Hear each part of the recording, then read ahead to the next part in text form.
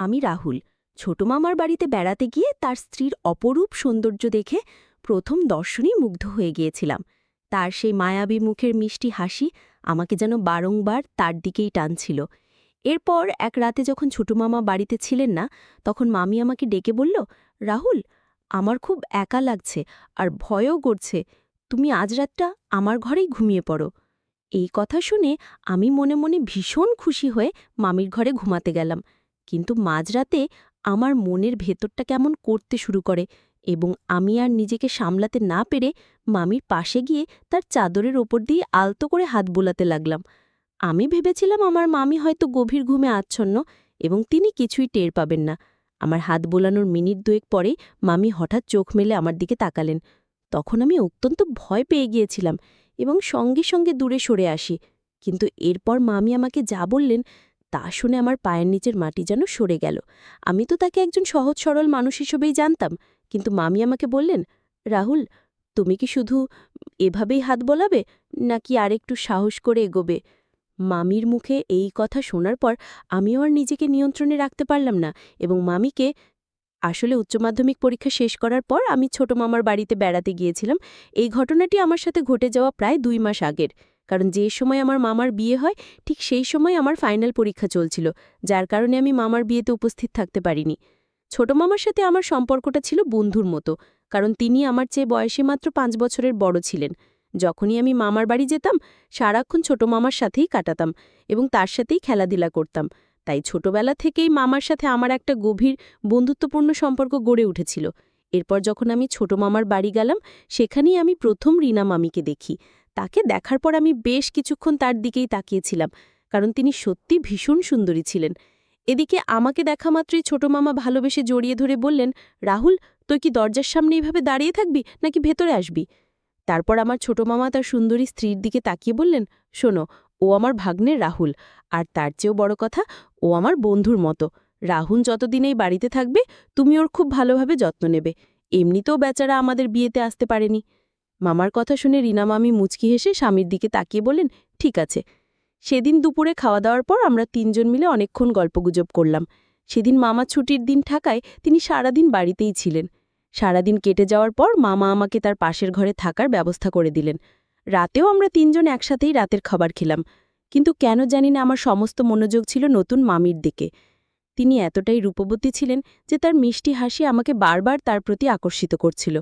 আর একেই হয়তো বলে বয়সের প্রভাব। আমি তখন সবে উচ্চ মাধ্যমিক পরীক্ষা শেষ করেছি, তাই বুঝতেই পারছেন সেই বয়সে ছেলে মেয়েদের মনের অবস্থা কেমন থাকে। তাই আমি পুরো বিষয়টা আর বিস্তারিতভাবে বলছি না।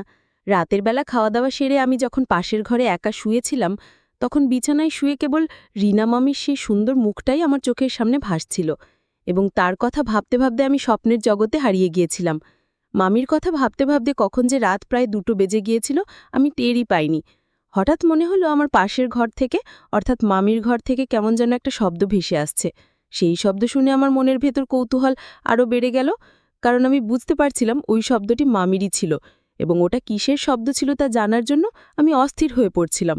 যখন আমি আর নিজেকে সামলাতে না পেরে খুব সাবধানে নিজের ঘরের দরজা খুলে মামির ঘরের দরজার ফাঁক দিয়ে ভেতরে সবকিছু দেখার চেষ্টা করলাম, তাদের ঘরের দরজা ভেতর থেকে বন্ধ ছিল, কিন্তু দরজায় একটি ছোট্ট ছিদ্র দিয়ে আমি প্রায় আধ ঘন্টা দাঁড়িয়ে মামার মামির ব্যক্তিগত মুহূর্তের সাক্ষী হয়েছিলাম।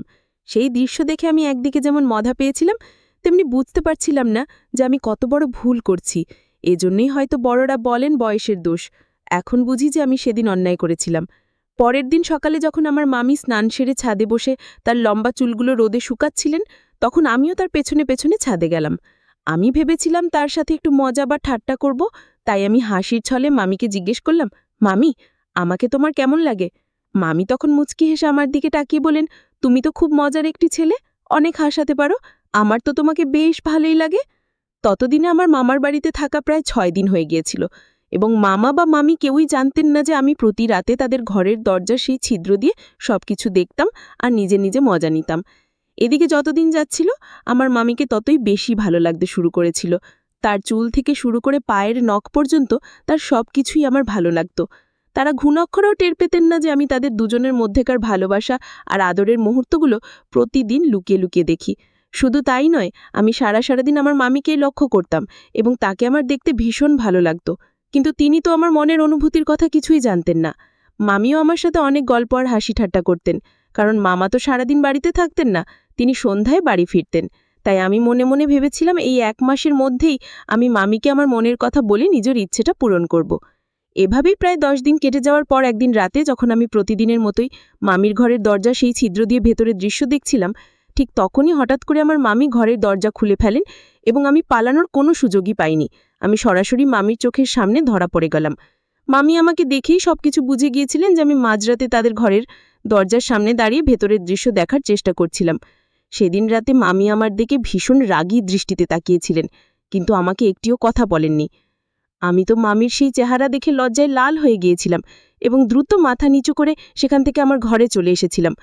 আমি সত্যি কল্পনাও করতে পারিনি যে সেদিন হঠাৎ আমার মামি দরজা খুলে এভাবে আমার মুখোমুখি হবেন। আসলে সেদিনও আমি আগের দিনগুলোর মতোই তাদের ব্যক্তিগত মুহূর্ত দেখার জন্যই মজা নেওয়ার জন্য দাঁড়িয়েছিলাম, কিন্তু সেদিন আমি কিছুই দেখতে পাইনি, কারণ তারা দুজনে সেদিন রাতে শুধু গল্প করতেই ব্যস্ত ছিলেন।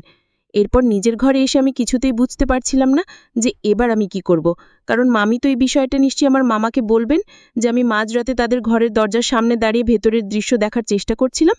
এই কথা ভেবে সেদিন রাতে আমি এক মুহূর্তের জন্য ঘুমাতে পারি। আমার ভেতরে একটা তীব্র ভয় কাজ করছিল এবং আমি ভেবেছিলাম মামির কাছে সবকিছু শোনার পর সকালবেলা হয়তো আমার মামা নিজেই আমাকে ঘাড় ধাক্কা দিয়ে বাড়ি থেকে বের করে দেবেন। কিন্তু পরের দিন সকালে আমার মামা যখন বাড়ি থেকে বেরিয়ে গেলেন, তখন আমার মামি আমার ঘরে এলেন এবং আমাকে বললেন, রাহুল, আমি সব জানি।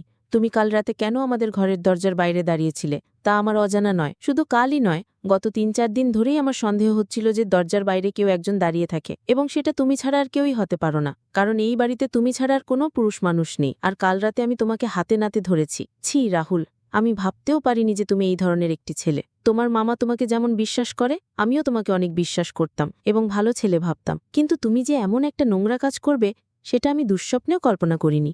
মামির সব কথা শোনার পর আমি লজ্জায় মাথা নিচু করে চুপচাপ দাঁড়িয়েছিলাম এবং ভয়ে আমার শরীর দিয়ে ঘাম ঝরছিল।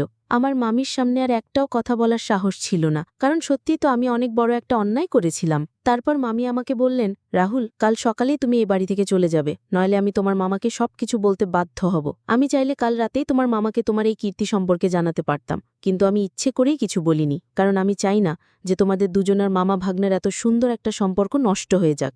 মামির সব কথা শোনার পর আমি এতটাই লজ্জিত হয়েছিলাম যে তার সামনে হাত জোর করে ক্ষমা চাইতে বাধ্য হই।